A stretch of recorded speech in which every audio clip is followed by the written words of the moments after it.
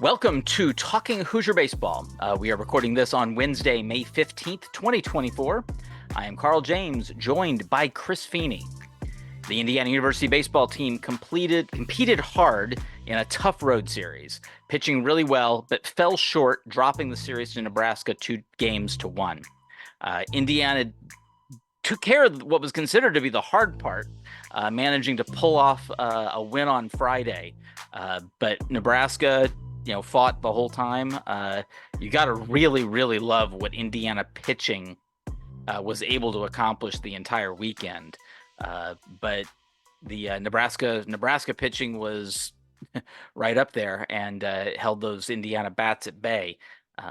So now Indiana's kind of facing a real daunting task here in this final series.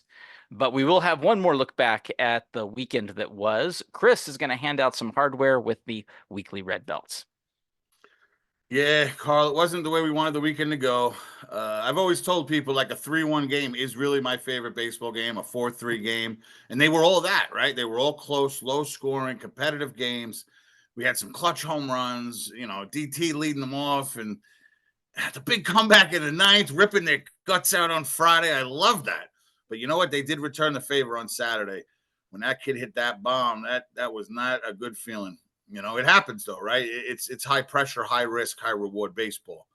If you would have told me 6 weeks ago, I would have been that plugged in the second to the last weekend of the season, I would have told you were crazy. So, you got to take the good with the bad. High risk, high reward. It was what it was. You mentioned it, man. The pitching was stellar. It really was. There was a lot of choices for the pitching red belt. And I didn't know which way to go, I'll be honest, because there were stretches where, relievers were doing their thing. Starters were doing their thing.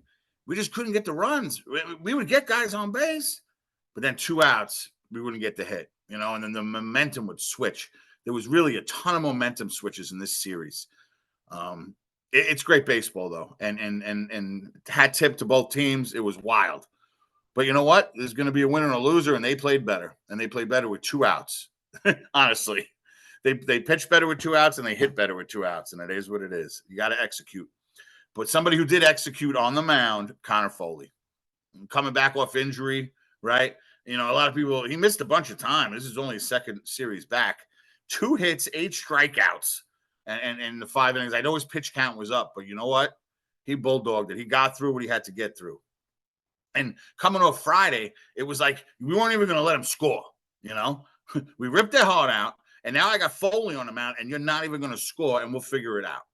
And we didn't, but we had a shot, and Connor really pitched his ass off, and I'm grateful for it. And I don't know how many, games we have with Connor on the mound. We all know how this is going to work out. So the red belt absolutely goes to Connor Foley for the weekend in Nebraska. And, he doubled down on it because the defensive red belt goes to Connor Foley.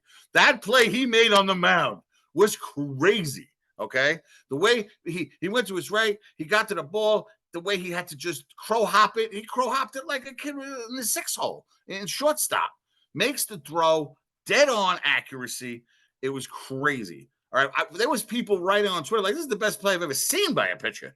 And it didn't seem like hyperbole. It really didn't. It was an amazing play. Ryan Kraft picked the wrong week to make the play he made on the mound. That's all I can say, because that one would have been an easy red belt. He does this behind the back job, which obviously was luck. It's pure luck. But it worked. And he did have the presence of mind to throw to third. Where a lot of times when you make a lucky play defensively, that next piece, you're just scrambled, right? Kraft wasn't scrambled. Made the throw to third. Boom, rundown. Got him. So I want to honorably mention him. Another guy who really picked the wrong week to make a good defensive play, really, 2 of them, was Carter Mathison. I know Cass isn't here, and she usually points out the honorable mentions. This is why I'm doing it. He made 2 amazing plays to the wall. To save runs, to save outs. It just wasn't enough, because we did have some errors on the weekend, and the defense wasn't as crisp as we wanted it to be. But honorable mentions to Carter and Ryan, but that red belt goes to Connor Foley. He gets 2 in 1 week. Offensively, again, a lot of choices, right? We had some clutch home runs. Not enough clutch 2-out hits. I'll be the first one to say it. But there was, down one home run, down one home run, down 2 home run.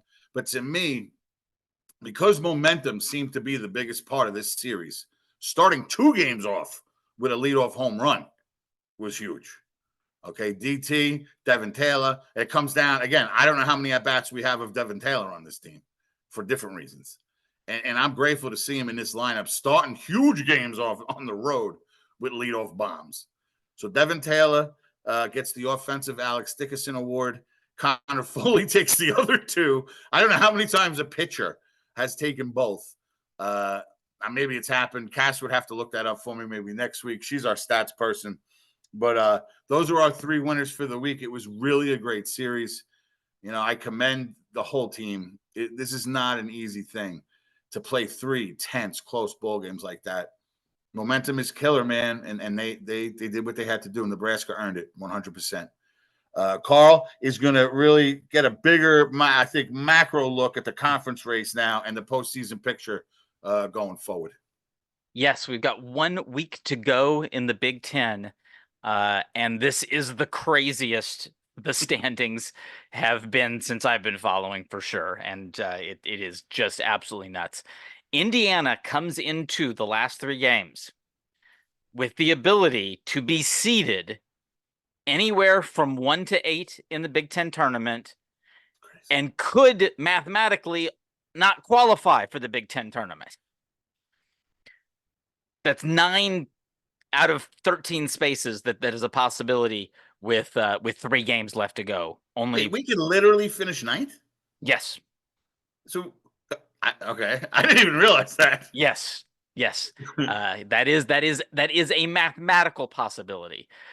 For that to happen, first of all, Indiana would have to be swept by Michigan. Maryland would have to be swept. Maryland would have to sweep Penn State. Michigan State would have to sweep Nebraska, and Ohio State would have to sweep Rutgers. If all 4 of those, there's a chance is crazy. That obviously doesn't seem too feasible, but the fact that that's even possible, that we could win a title or finish 9th, is nuts. Yeah. Because I actually went through the process of, okay, well, if all 4 of those things happened, which is saying all 4 of them would have to happen, and that would end up basically with a 4-way tie for 6th. And the tiebreakers in that situation end up with Indiana at the bottom end of that tiebreaker, and would miss the tournament. So how many games did you see? How many games to win this weekend to clinch getting in the tournament? Again, as I said, all those have to be sweeps. So if even Indiana, one of our wins gets us in, or a Maryland loss, a Michigan State loss, or an Ohio State loss. Okay. I was so anything. On Thursday, any one of those 4 things would clinch a berth for Indiana. So again, it's just one of those things that it's astronomical, the odds that would have to happen in order for that scenario to come into play. But it is a mathematical possibility, so I have to mention it. But in the standings, you have Illinois is up 2 games now on Indiana, and they are up 1 game on Nebraska, who's in firm command of 2nd place now. So Illinois and Nebraska are right up on top.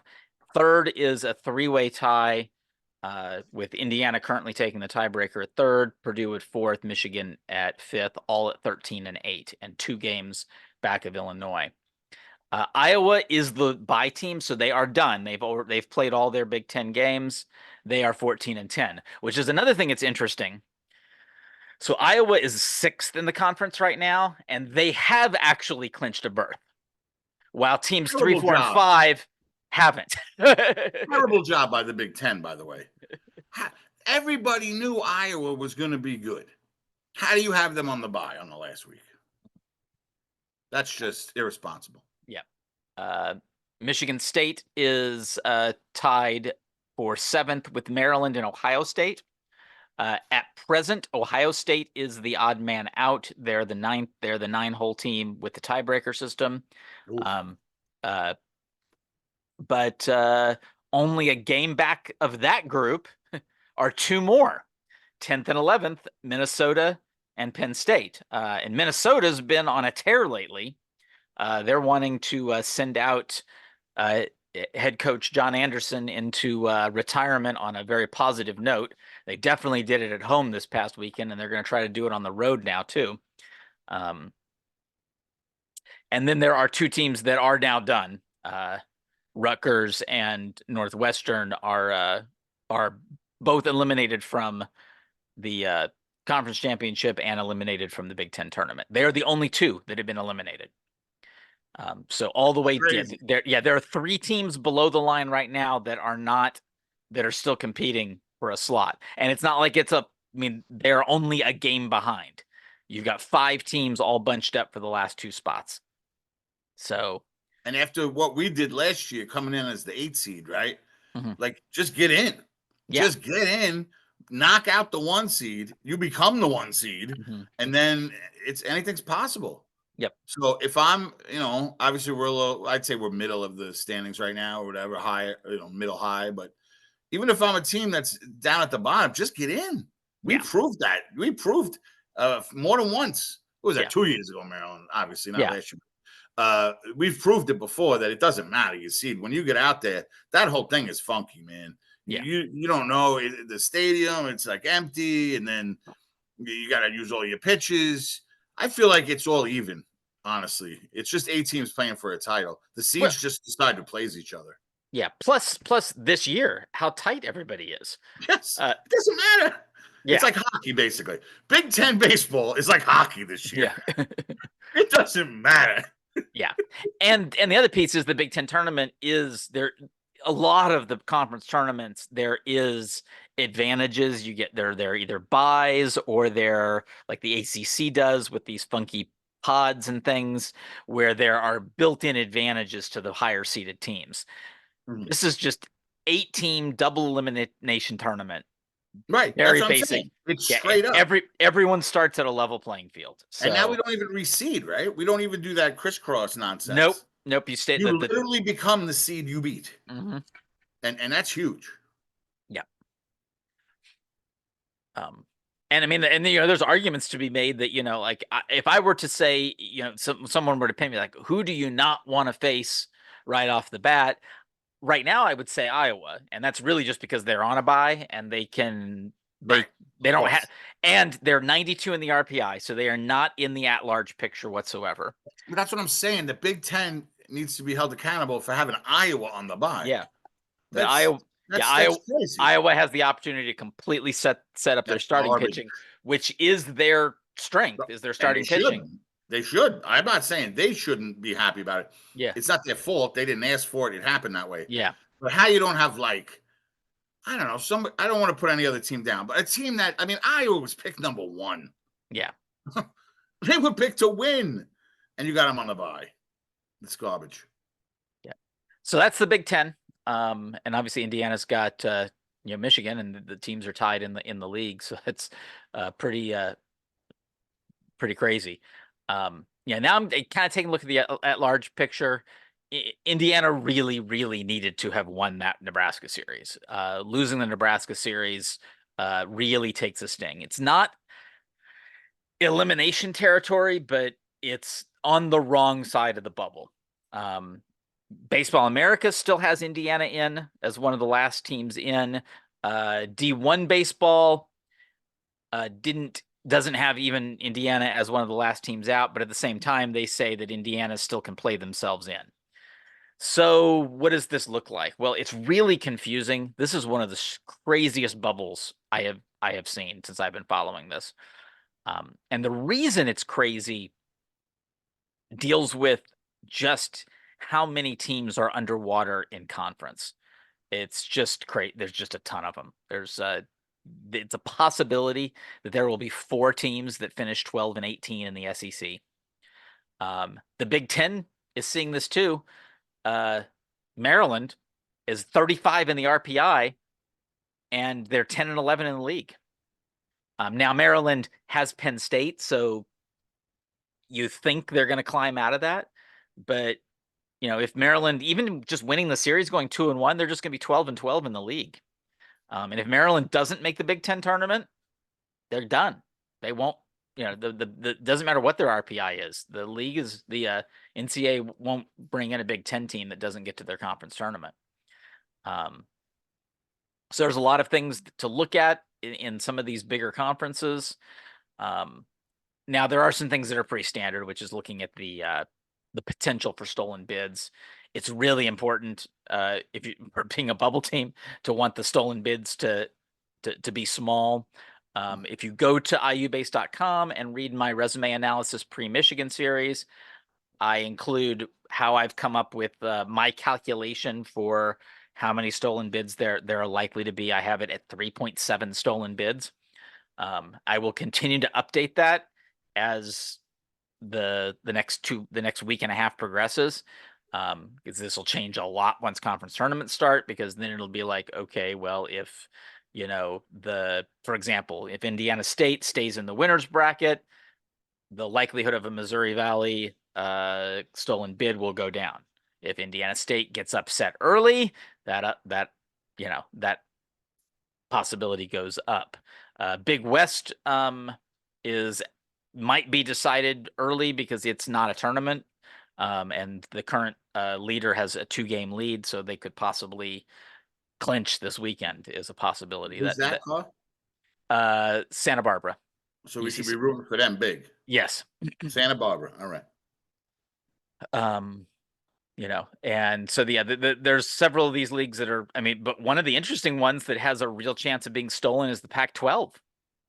They've only got 3 teams that are locks for the tournaments, and they have no teams on the bubble. Pac-12 only has 3 teams. 3 teams are going to get in, period.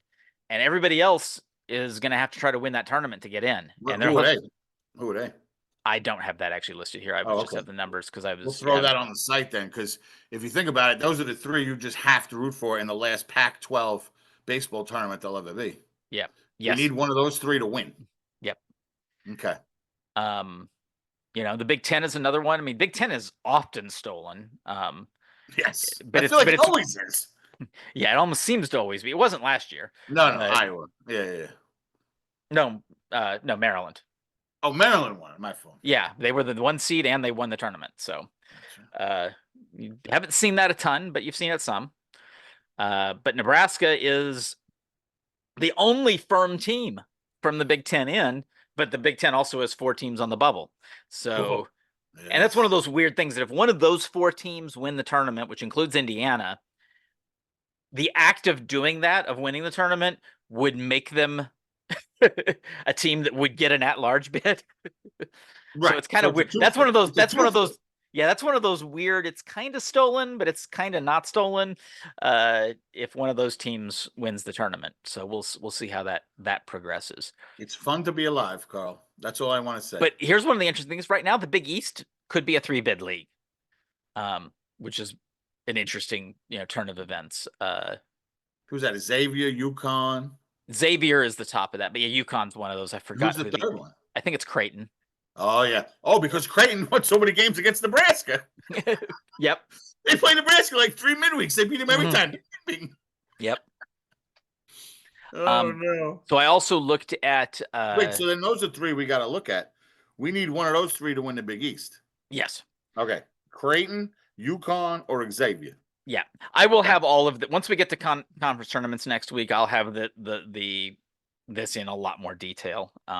As far as the stolen bid watch goes. I like to keep it simple. I write down teams that you say. We've been doing this for so many years. Yeah. I write down teams that you say to root for, bro. I remember years ago, some weird team like out west, you were like, listen, they got to win. The game starts at 10:30. Well, I think that was really about the resume. It was about the resume. It was about getting into the right quads. Because if they had more wins, our win against them was better. Yes. Look better, yeah. What team was that? I can't remember. It was somebody in California, but I don't remember who it was. It was a West Coast team, but I remember you were like, you got to watch. Well, I remember we were my family was at the drive-in, the Starlight Drive-in, and it's like midnight. And of course, they're in the Pacific, and I'm like in between movies. I'm like pulling up the scores, trying to figure out who won this game at midnight. Listen, I was looking for it on ESPN Plus the minute you told me. Yeah. Oh my man, who was that team? We're gonna have to think of it later. Yep, we'll dig that up. There was one other thing I wanted to look up here though, real quick. That was like 2017 or something crazy. 2018. It was something. It was like weird. But if you want something to look at from a what can you root this week, I'm going to give you something that is the biggest piece of what to look, because the best opportunity Indiana has to sneak into this thing is for some teams to get bumped. Teams that have RPIs that should get them into the tournament, for those teams to get bumped. Well, you just mentioned Maryland. I heard that one. Right. So if Maryland, if Maryland could lose the series to Penn State, that opens up a whole slot. Because you said they were 35. Yeah.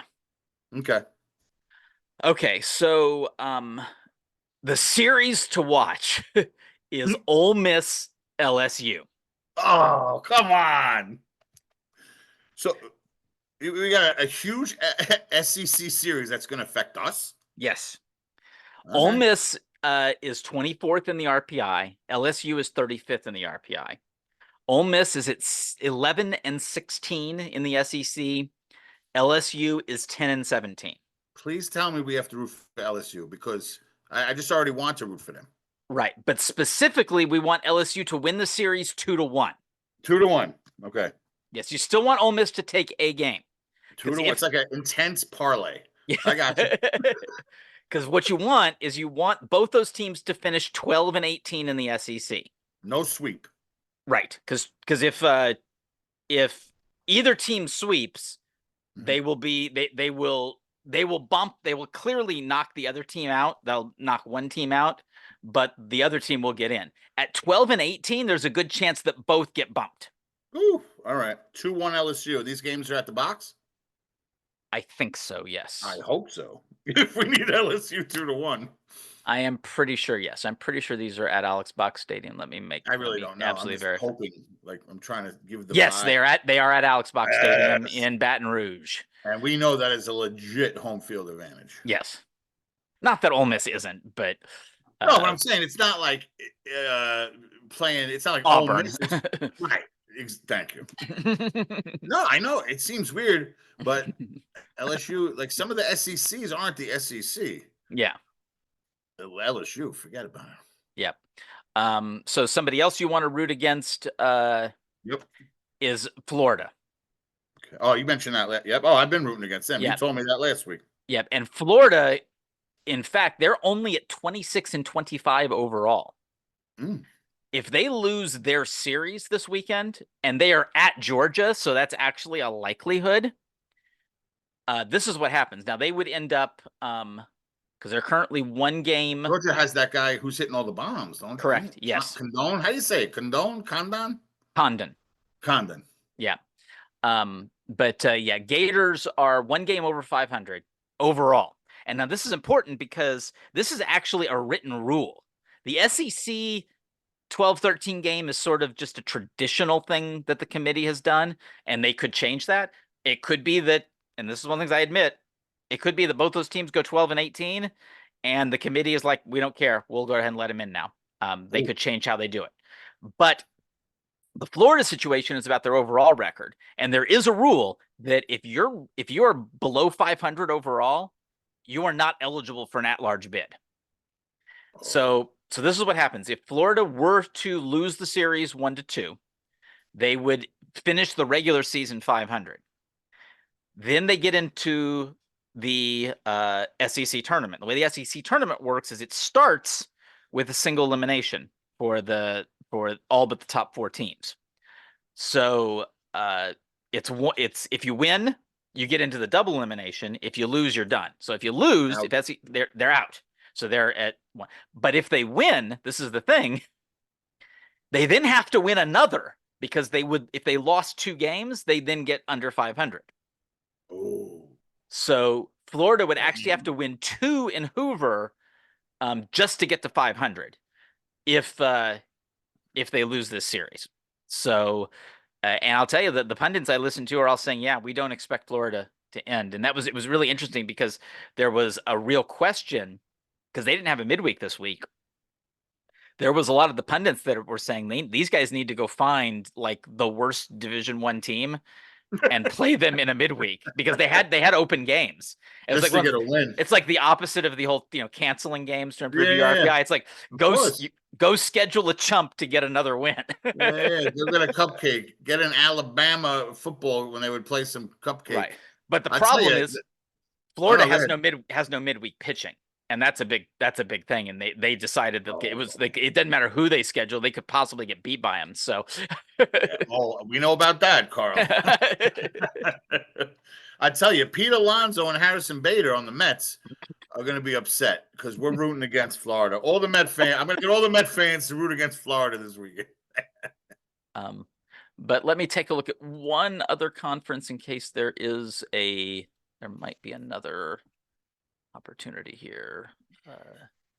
I mean, there's a lot of different opportunities, but I said those are the big ones. It's just the SEC one is fascinating, and of course, again, if you've got access to SEC Network or SEC Extra, you might be able to actually catch some of those games. Even if you just scoreboard watch as you're keeping up with your whatever you're doing. I'm still trying to figure out who that team was, Carl. I'm looking up West Coast baseball teams. I feel like it started with a D, the name of the school. Gonzaga. It was Gonzaga. Oh, was it? Okay.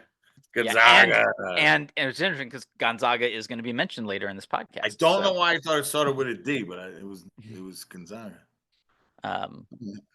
So let me see here. I mean, the Big 12 is random. The Big 12 that was like on the Facebook days when we would just put this stuff on the Facebook group. Yep. Oh man. So I did want to look at the ACC real quick because I didn't remember if there was any of these situations in the ACC. Well, and this will be easy. This will be easy for for Indiana fans root against Louisville. They're playing Notre Dame. They're playing Notre Dame at home. Probably not going to go the way Indiana fans want, but it's a possibility. Maybe Notre Dame has one series in them.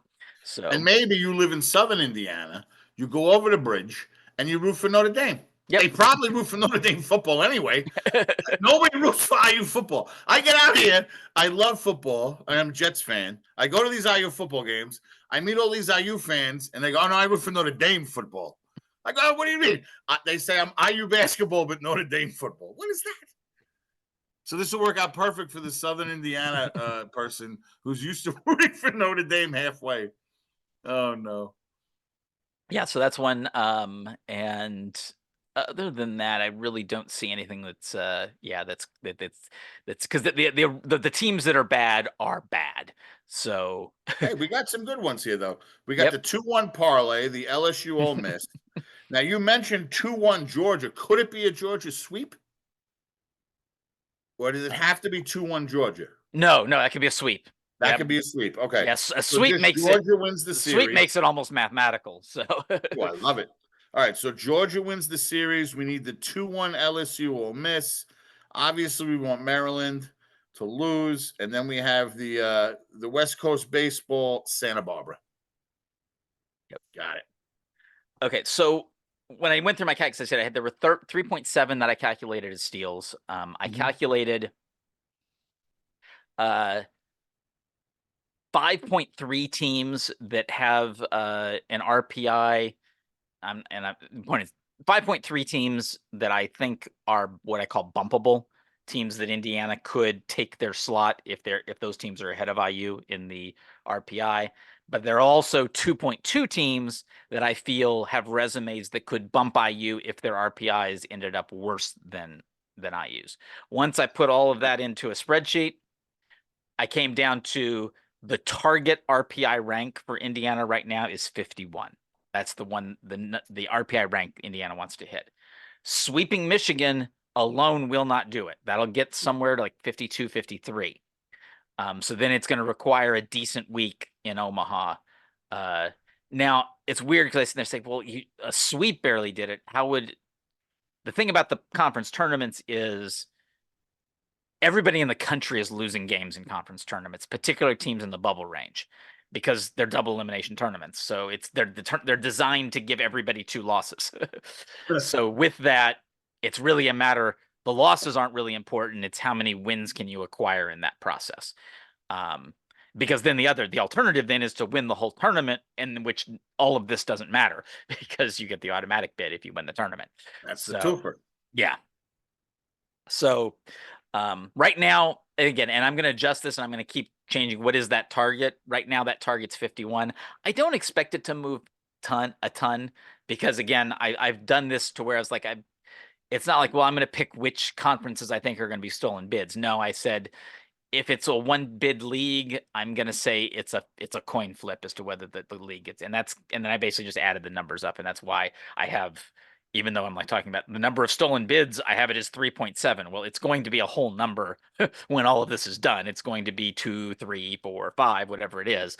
But right now, I have the the odds coming in at like 3.7. So we'll see how that is, and I'll try to keep those numbers up on the site. Particularly next week as we get through conference tournament season. All right, but there's more details. So please, I spent some time on this last night. Go to the resume analysis pre-Michigan series article on iubase.com. All right, so we've gone through red belts. We've gone through the bracketology piece. And now we are going to take a look at the series that starts tomorrow at the BART against Michigan. Take it away, Chris. I mean, who would have thought Tracy Smith would be back at the BART, but in the other dugout? It's ironic because the last time he was here, he was in that dugout. So he'll return to the dugout he left, but in different colors. I was only here for 1 year. That was my 1 year living here. 13, I was still back in New York. My brother was like, you got to get into this, da, da, da, da. Little did I know I'd move here. And it was a hell of a season. It didn't end the way we wanted. Tracy obviously moved on to Arizona State, which how do you not? Again, no problem with that. It was kind of like the Limo move to Mississippi State.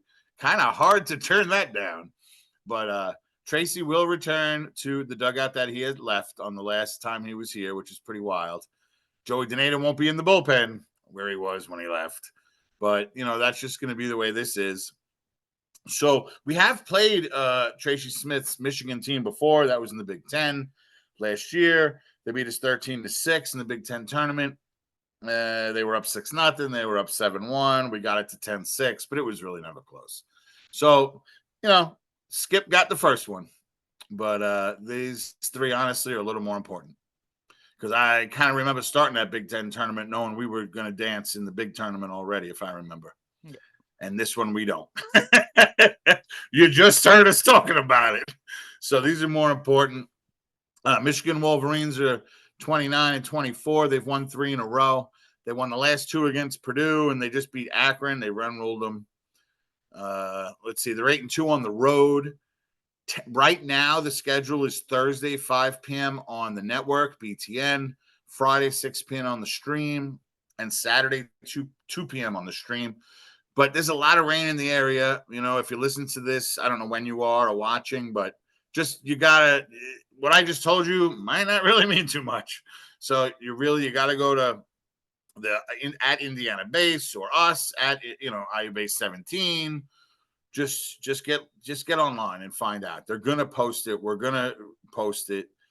It's going to change. So just come on. It's 2024. Use your phone. Common opponents. Let's see. They played Coastal. They got swept there March 8th to the 10th. Let's see. They won a series at Penn State. They won a series at Maryland. That was home. They won a series at home against Minnesota, and they won a series at Purdue. Again, it's a quick one. It's a quick preview. The Friday starter is Kurt Barr. He's 5-3. He's got a 3.5 ERA. Saturday is Chase Allen. He's got a 6.5 ERA. He's 3-2.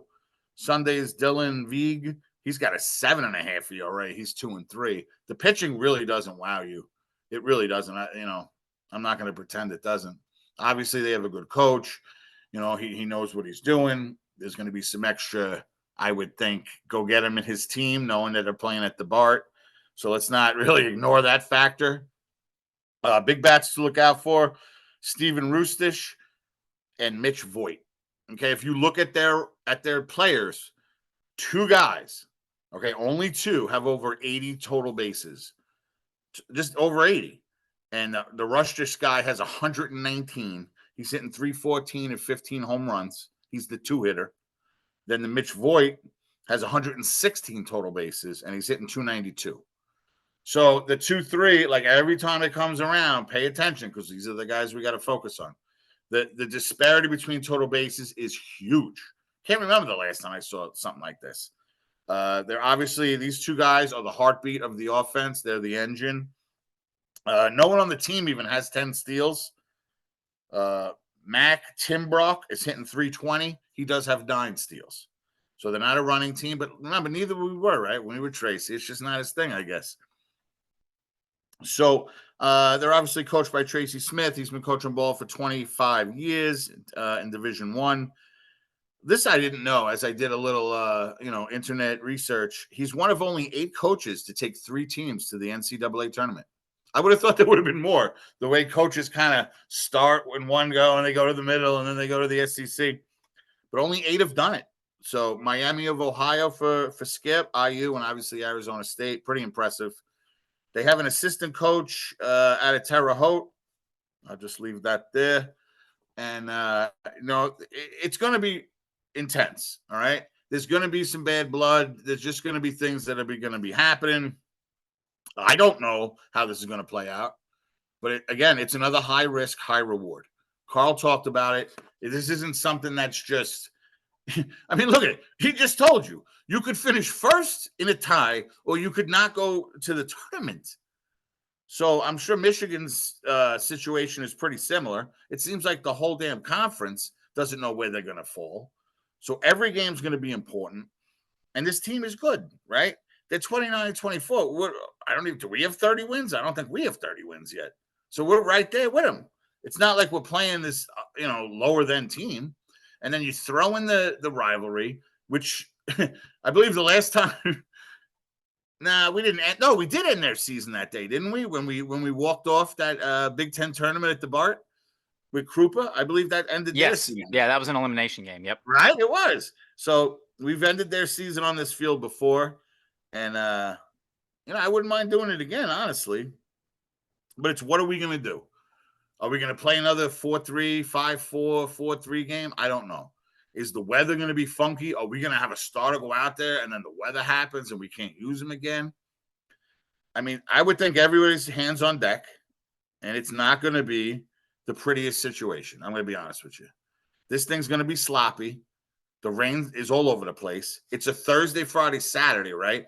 So you got pitching coming on early that they're not used to. This thing really, it could be funky. And just be prepared for it. And as far as the times and the dates, jump online, use your phone, use the internet, go to the Facebook group. We'll make sure we put it on the Facebook group because I know a lot of people use that, are using computers and maybe not their phone. We'll do our best to get it all out there. There's also been, from what I understand, a possibility that the seniors aren't even announced on Friday as planned if the weather sucks. They might give them their honor on Saturday, okay? So even that you have to keep track of. There is fireworks planned Friday night. Those can't happen if it's raining. There's a tip. You can't do fireworks in the rain. So, as I'm talking about the senior days, though, we got some people that we're going to honor. It's a special, what do you call it, a half hour, right? Pretty much, Carl, they do before the game at least. Maybe about 20 minutes. 20 minutes, yeah. Is it 20 minutes? So whatever start time they give on whatever day they say they're going to do it, get in there early and give these guys, their respect and their honor. And, we got, what is it? It's about 6-8 guys, right, Carl, that are going to be honored on the field on senior day. And for the first one that Carl's, we're going to spend some time talking about each one of them. And the first one's going to be Sam Morrison out of Florida, and Carl's going to take that one. Yes. Thank you, Chris. Yes. Sam Murrison, 4-year member of the program from Boca Raton, Florida. He was part of last year's famous hands team, that outfield defensive group that came in and it's seemingly every ninth inning because this team just seemed to always have a slight lead there going into the ninth. And Sam has been cited multiple times by Jeff Mercer as one of the best outfielders that has ever played for him from a defensive perspective. This season has had a more established outfield, so Sam hasn't seen quite as much action. However, on March 26th, against Middle Tennessee, he took advantage of his one plate appearance so far this season and smacked a solo home run. So he is 1 for 1. He's been hit by a pitch, so he has a 1,000 on base percentage and a 4,000 slugging percentage, which means his OPS is 5,000. Love it. He has pinch ran multiple times this season, and he has scored 5 runs. So he's gone 1 for 1 and scored 5 runs. So again, four-year member of the program.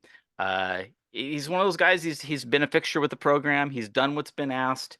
Done great work in the fall, and of course, just been with them the whole ride, and has been an exceptional member of the team. Okay, at this point, I will pass it back to Chris to talk about Morgan Colopy. And I got another Hands team member, Carl. I got another Hands team right fielder, Morgan Colopy. There was a lot put on his shoulders the minute he got here, I'll be honestly. Well, on his back. They gave him number 10, which I couldn't believe. I said, we're giving out number 10? But you know what? If Morgan Colopy stands in front of you and wants number 10, you give him number 10. The guy's a damn football player. I remember being like a little upset that I couldn't root for him for IU football as a tight end or a linebacker, because this guy was a beast on the field. And I was like, wait a second. Why can't he do both? The timing seemed to work. I wanted him out there to help the Hoosiers on the gridiron. But he was actually drafted by the San Francisco Giants in the 34th round out of Centerville, Ohio. He decided to go to Cincinnati to start his college career. Then he transferred over to us. And as an IU, debut in 2021, ironically, it was in a football stadium. He hit a home run on his college debut at US Bank Stadium in Minnesota. So maybe there was some football reference there. I don't know. If you're going to hit a bomb in your debut, let it be where the Vikings play. I don't know. Freshman, all big freshman of the year for that year. He also won a big player of the week award, big freshman of the week award. But I got to tell you, my favorite memory, not only, the guy hit bombs. We know he does. He's hit, 13 home runs in his career as a Hoosier. I'm expecting maybe at least one more this weekend. They might sneak him in there. He's got 61 RBIs on his career. But to me, and I would think for anybody, the number one home run was the Iowa walk-off job. Mathison gets a hit, and Colopy comes up and bangs one off the foul pole. It was just, Kraft and Luke threw 10 shutout innings to get us there. One of my favorite games of the bar. It really was, top 5. I'll put it there. Really a fun day. It was the first time I realized we had the damn home run chain. We learned a little more about it later, but I didn't even know we had it until Colopy was wearing it during the celebration. So, he even hit 2 triples. He's hit 2 triples. Maybe we'll get another triple. But come on, Mo. That's what the guys seem to call him, is Mo. Mo hit another triple and another bomb here this weekend. Something I also want to point out, he's played in the field, in right field, predominantly, basically all the time. For 4 seasons, he has 4 errors. 4. Okay? Coach puts him out there at the end of the game as the Hands team, like Carl talked about. He's solid. I was actually a little surprised by this because he only has 3 assists. I thought he'd have more. I feel like he's hosed a couple guys out more than that. But, I guess they track these things, and there was only 3 assists. But what I can tell you, a lot more than 3 guys haven't run on Morgan Colopy. Okay? So maybe you didn't throw him out, but he sat there on second base and didn't go because of you. So that's also, that's the game inside the game that you don't think about, and that doesn't go up on a stat board. So Morgan Colopy, we're going to honor him. The 13 home runs, like I said, the 61 RBIs. And, hey, I even ran into him at Gable's Bagels. So the man knows a good bagel, it basically goes like that. I was glad when I was asked to kind of put together the stuff for Morgan. He's been a pleasure to watch, but I still kind of wish he played football for us, but he didn't. What can you do? The next guy we're going to talk about is Rybarczyk, and Carl's going to take that one. Yes, Rybarczyk from Spring Valley, Illinois, a grad transfer this season from the University of Illinois. Was it thought to be last year competing for a weekend rotation spot in his senior year with the Illini before his season ended very early and he needed Tommy John surgery. So Rybarczyk, recovered from the surgery, transferred to IU, and he started throwing in games for the Hoosiers this year in March. And he just worked his way back through multiple starts, and then basically kind of settled in as a Sunday starter for Indiana in Big Ten play. Ty has been a guy that coaches really like to go to open games. And I've really heard two major things that they talk about. He throws strikes, and he manages that running game. Doesn't get rattled, doesn't let a tough inning snowball and turn into a disaster, which was something that has been a problem with some of the others in the pitching staff this year. Is not something that Ty's really let happen. This season, he's tossed 21 innings, striking out 25 while only walking 7. And he has a 2-2 record as a Hoosier. All right, we have a guest we're going to bring in via recording. The IU team chaplain, Mark Bennett. He's got some words that he recorded earlier on one of the other grad transfers, Drew Buhr, senior manager Nate Ball, and he also talks about graduate student Ty Bothwell, who is not going to be part of the senior day celebration. This is obviously his last season. You figure at some point it has to happen. After however many years, 5, 6, 7, whatever it happens to be. This is Ty Bothwell's last season, but he did have a senior celebration last year, so that's why he won't be specifically honored. 4 more years. 4 more years. Hey, I'll take 4 more time, bro. But yeah, that's got to stop at some point. But we've got Mark Bennett, and he is, and we're going to play his recording here in just a second. Yes, I would like to talk a little bit about Drew Buhr. First year he's been at IU, and of course he was at Bellarmine before. And I tell you, some of these young men are just good character, quality individuals. I believe that's what we're seeing the coaching staff recruit. They have Drew Buhr, for instance. He's just a fine young man. He's a very sincere.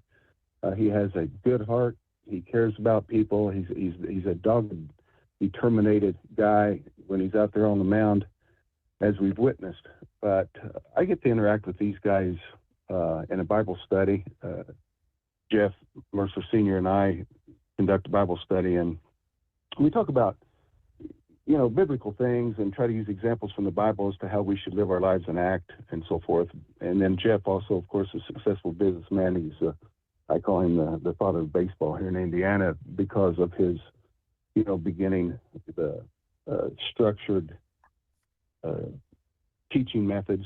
Wrote the book with Dusty Baker. He's talked hitting throughout the country. And so he can bring a lot of, and was a successful businessman, school administrator for years. And so he can talk about, those types of characteristics that will help them, the boys in life. But we talk about leadership and character qualities and so forth. And I'll tell you what, I'm very impressed with the boys that we have. Again, Drew has great insights, very faithful. These guys have, baseball's a full-time job for them, plus they have school. And for them to take a week out, we usually meet, or a night out, we usually meet on Monday nights for an hour. And for them to take time out and do that, their determination to do that, their faithfulness is just very inspiring to me. I don't know if Drew missed the night, and some guys can make it and some guys can't. We say come if you can, and you can't get into their schedule to where it suits everyone because they have projects, school projects, and so forth. So, but I don't think Drew missed a single one. He's there every single night. They're attentive, all of them, and I hate to single out one person, but we're talking about the seniors now, and so I can single them out. It applies to many of them. I can talk a little bit about Ty Bothwell. I think we've been doing this for 3 years now, and I'm not sure Ty's missed three meetings. I mean, that's just incredible to find the time and to have the wherewithal and the determination to go ahead and meet with us. And so my hat's off to those guys. Another boy, I should say boys, man I'd like to talk about is Nate Ball. Nate determined that he wasn't going to continue in his baseball career. He's going to go in a different direction. And I tell you what, his insights into life, into the scriptures, into Bible work is just remarkable. For a young man his age, it's remarkable. And I look at these guys, and again, I'll go back and say this is the coaching staff. This is what they're recruiting. They're recruiting quality men, good character, integrity. You can look across the board there, and you can say these guys have had good parents, had good upbringing, and they're exhibiting that. I watch, a lot of baseball like you guys do, and I could give some examples. I won't, but you see kids showing up the umpires and get kicked out of games even at the college level and so forth. And boy, you don't see that out of our men. You don't see that. They're better than I would be. Some of the calls they get, and they roll their eyes a little bit, slump their shoulders a little bit when they get that third strike call. But hey, they conduct themselves very well. And again, that goes to both their upbringing, the kind of individuals they are, and what a coaching staff is doing, creating an environment, a culture that, it's about baseball, we want them baseball, but they're preparing men for the future. And that's what we try to do in our meetings each week, is give them a good foundation. I tell them the first week, I say, guys, there's two things that I think are important. That's one, that you have a good foundation. A house won't stand unless it has a good foundation. Nothing stands. A good business won't stand unless it has a good foundation. And where are you going to get your foundation? That's the key to your success. Where are you going to get that? And then the other thing's the truth. Where are you going to find the truth? What is truth? What is the real truth? And I believe that both those two things are found in God's Word. It's what we try to impress on them, which hopefully is important to them on the field, in the locker room, in the classroom, with their families, and then as they go on. I hope every one of them achieve their baseball dreams. But even if they do, there's life after baseball, and we're hoping that in a small way we can contribute to their success in life. But no, it has just been an absolute pleasure to have Drew Burr. You'd want, if you have a boy, you'd want one just like him. And I could that for a lot of those boys, Ty and Nate as well. Since we're talking about these guys, I know Ty's already had his senior recognition, but these are fine young men, and it has been a pleasure for Jeff and I to work with them, and I wish them nothing but the best and success in the future, and I look forward to continuing a relationship with many of the guys, but especially these three that we're talking about right now. And thank you guys. Thanks, Carl, and the rest of you. Thanks for giving me this opportunity. I really appreciate it. You are more than welcome, Mark. Thank you so much for sharing that with us.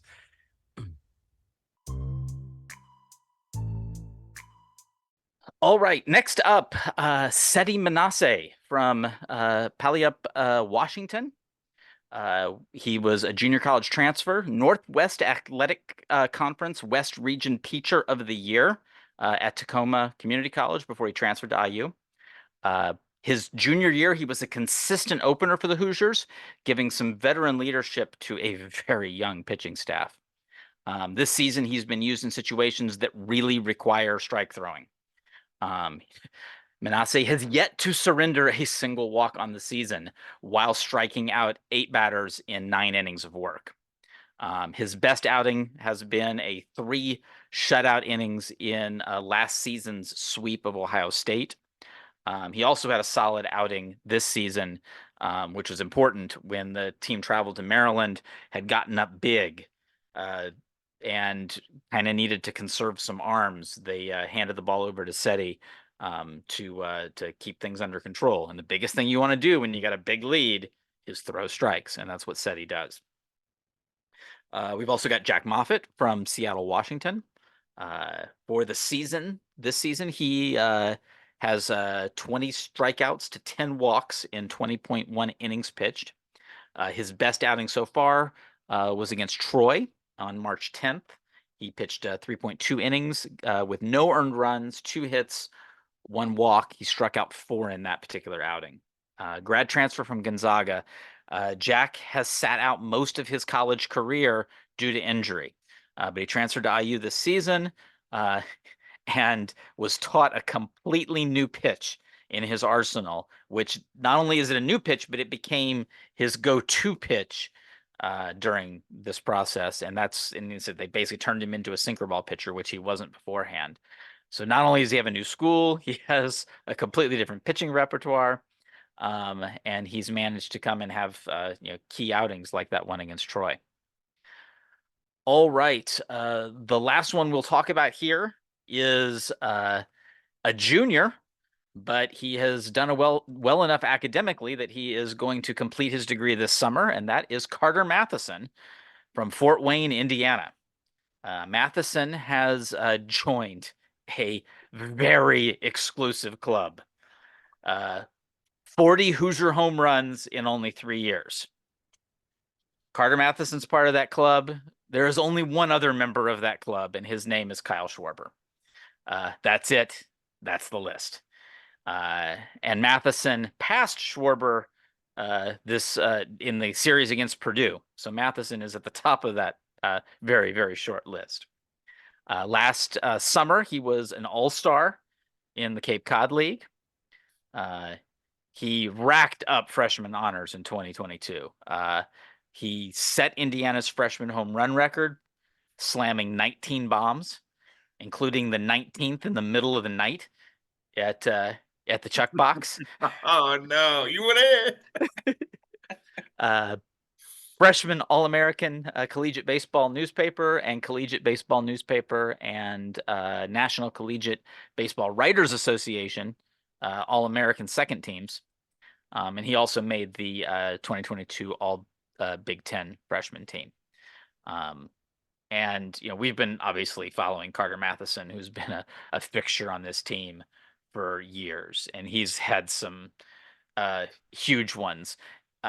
We had talked about obviously the Rutgers series. The one I remember, which I actually didn't even listen to. I wasn't able to follow this game. But just from a story perspective, and I got to ask him about it when we were in Omaha, is his home run in that crazy comeback in Terre Haute against Indiana State. Yes. And the thing was, he didn't start that game. That was a pinch hit 3-run homer that he hit because he'd been struggling. That was so crazy, that game. Oh man. What was the final? Like 13-12 or something. Yeah, it was nuts. 8 home runs combined. And Mathison, he got his name called because they said they gave him the day off, and they were rotating through. They were giving the guys the day off, but he had the day off. But he got his name called and had a huge hit for a big win. I mean, that is a big win to beat Indiana State at their field. Huge resume win, and that was awesome. And of course, we've been seeing it. We've been seeing what Carter has done, and we've seen his growth. We've seen him go from he struggled. He really struggled last year out in the field to the point that he pretty much had the DH most of the year. But then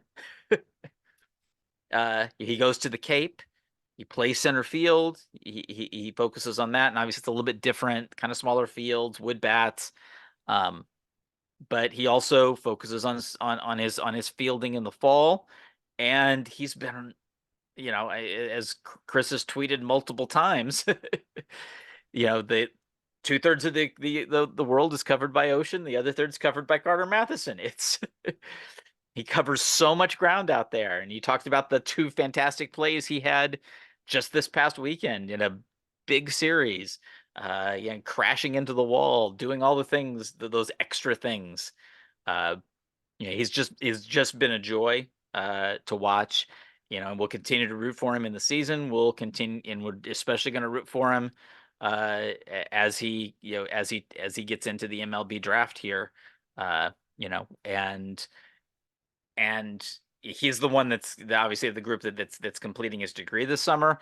But we'd be remiss to say that there's a few other folks that were going to be possibly playing their last series at the BART for various reasons, but the draft being, a big piece of that. The draft is a lot of. Obviously seniors, juniors, and even sophomore and Connor Foley that are going to be draft eligible, and are their names are out there for the draft. All right. Speaking of professional baseball, we'll now transition into our professional and alumni section. And Chris, what have you picked up from Pro Ball Hoosiers in the last week and a half? I tell you, at Pro Bowl Hooters is always all over it on that Twitter account. I got to say, he gives me my Cliff Notes. I just go right there, bing, bing, bing. I get what I need to get. Now, I follow it all the time, not just for the podcast, but I do go look at it for the podcast. I will not lie.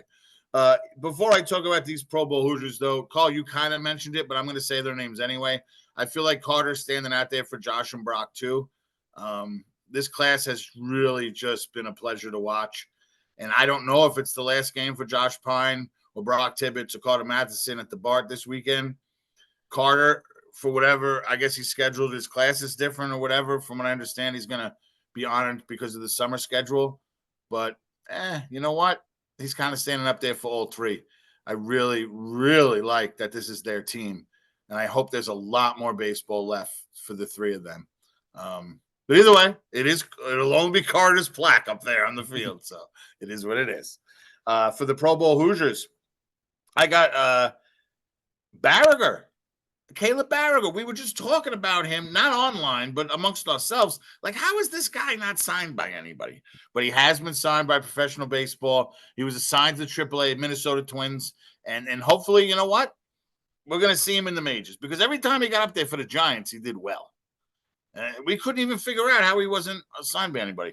But I'm glad to see Caleb Barriger's name back as a Pro Bowl Hoosier, AAA style.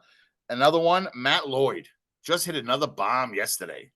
5 home runs, 21 RBIs. He's hitting 250. They love him.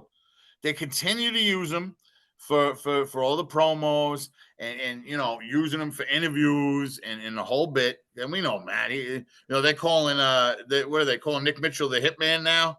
Well, you remember who the first Hitman was. Mercer kind of re-upped that nickname for those who've been here a little while. Matt Lloyd was the original Hitman that I heard Jeff Mercer talk about. But it's cool. Every few years there could be another Hitman. That's all right. But Matt Lloyd was the first one I ever heard Coach call the Hitman. But he also called him Batman, though. He called him Batman too. He did. Yeah. He did.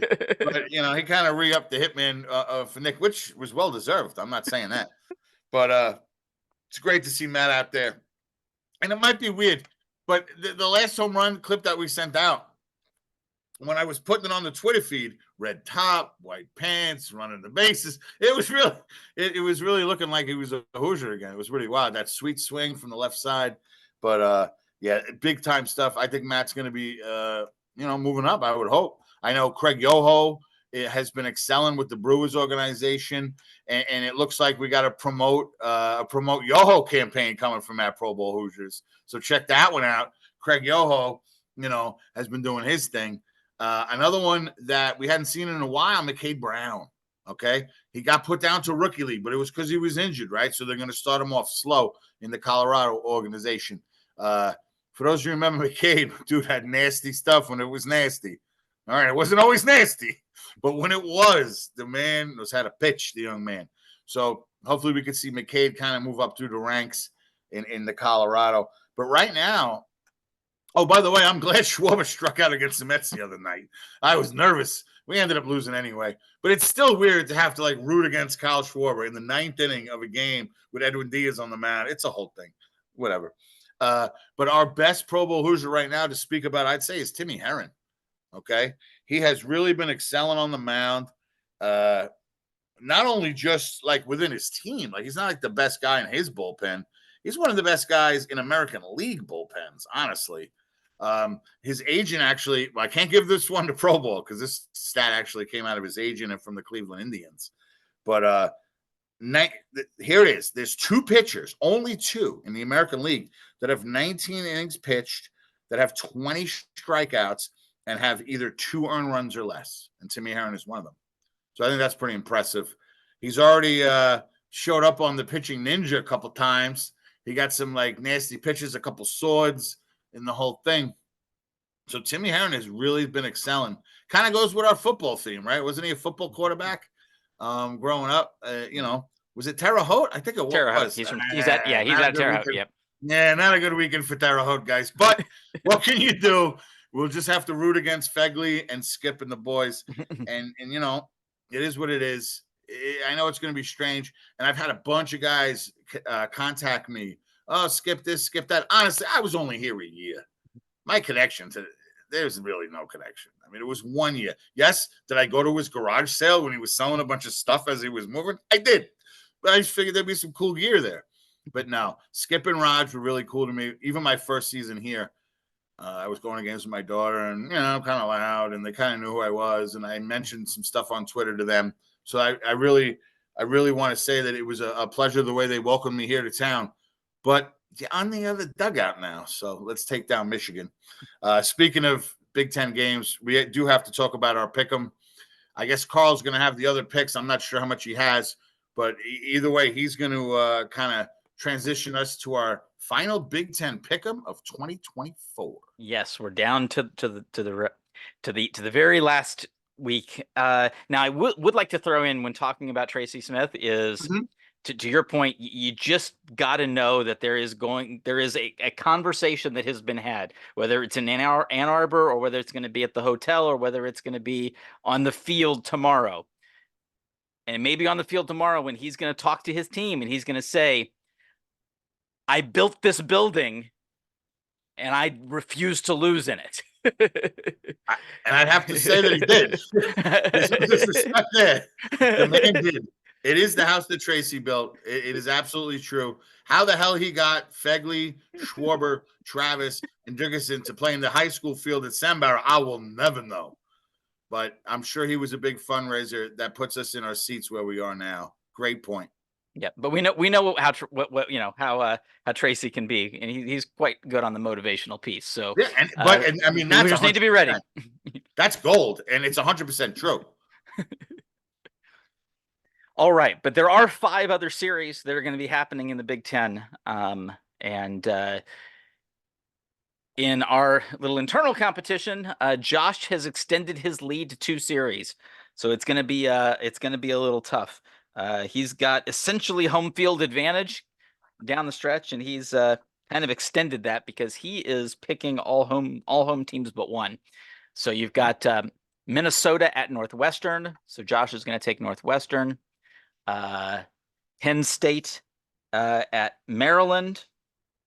So he is. Oh, I'm sorry. I take that back. Just the opposite. I'm sorry. I read that wrong. Josh is taking road teams. He's taking Minnesota on the road over Northwestern. He is taking Maryland as the home team against Penn State. He's taking Illinois on the road over Purdue. He's taking Nebraska on the road over Michigan State. And he's taking Ohio State on the road at Rutgers. So he's got a 2-series lead on Zach. And I forgot to pull up Zach's, but I do have Zach's picks here. Let me pull them out. Okay, so Zach is going with Northwestern, Maryland, Purdue, Nebraska, and Ohio State. So let me see where he's going with. Okay, so he is going different with Northwestern. He agrees with Maryland. He is going different with Purdue, so we have two differences. So there is still competition. Nice. He is going Nebraska over Michigan State. That plays, and he's going No one Ohio else State. can catch these guys, right? Yeah, no. So it's just them. Yeah, you're 3 behind Zach. So I'm just double checking. Yeah, you're 3 behind Zach. But yeah, so there is it's only a tie possibility. Zach can't win it outright, but he can catch if Northwestern and Purdue were to win at home. Zach could tie this up. All right, so Chris, what are your picks? All right, as always, I am going to give a quick pitch to the Hoosier Ticket Project. It's our last weekend at the BART. We obviously aren't too sure about game time starts and weather, but, give some people an opportunity to go to a ball game if you otherwise aren't going to use your tickets. I know you might be out of town, or maybe you only had them during the school year and now you're not here. You Google HoosierTicketProject.org. Somebody told me I said .com last time. That's my apology. It's .org. So it's .org. So my fault last time. It's a 501c3 nonprofit organization. Your generosity supports the Hoosier Ticket Project's mission, increases their impact on the community, and gives the resources to send more families and kids to upcoming events. Now, obviously, this is the last home weekend for IU baseball, but, keep it in mind as come August and September, as other sports start up, just donate the tickets.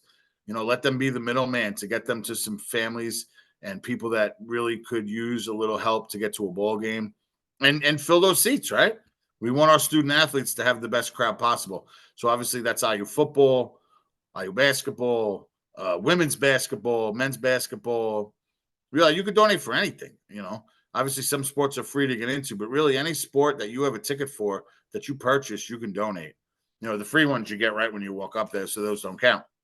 But, check them out. Use them if you can. And if you need a little assistance, they want you to contact them. They're asking you.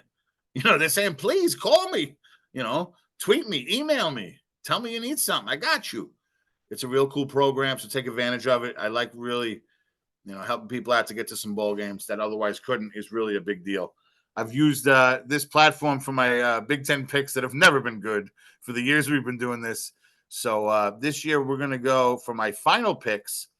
I have the Boilermakers, the Gophers, the Nittany Lions, Sparty, and Rutgers. So you went with Sparty again anyway. So let's say it's Sparty. I don't know what it is. All right. In fourth place is Cassidy at 19. At 22.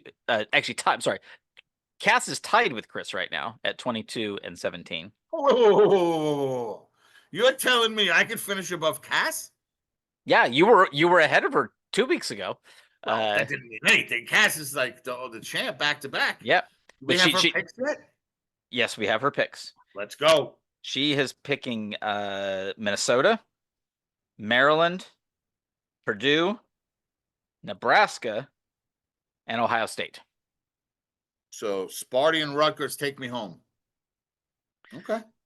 All right. I am one behind both of you, one series behind both of you, because I finished 4-1 last week. Listen, Carl, I have never finished anything but last. If I could pull off a third place, forget it. So the point is, I had that, that 8th inning down by 7 home run last week. That's called an A-Rod home run, by the way. That's called an A-Rod. Okay. Alex Rodriguez hit a bunch of those.